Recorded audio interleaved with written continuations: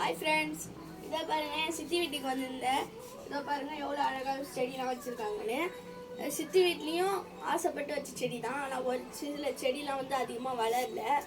எங்கள் அம்மா சொன்னாங்க ஏபிடி கொஞ்சமாகவும் ஆட்டு எருவு கொஞ்சம் கொடுத்தாங்க. அதை போட்டதே இவ்வளோ பாருங்கள் எவ்வளோ அழகாக வந்திருக்குன்னு. இதை பாருங்கள் எவ்வளோ அழகாக இருக்குன்னு. உள்ளார வாங்க, நான் ஒரு பூவே பூத்துட்டு பாருங்கள். ஒரு செடியில் பூவே பூத்துட்டுங்க. இதோ பாருங்கள் பூவே பூத்துட்டு நான் கிட்ட குழந்தைங்க காட்டுறேன். இதை பாருங்க எவ்வளோ அழகாக இருக்கா.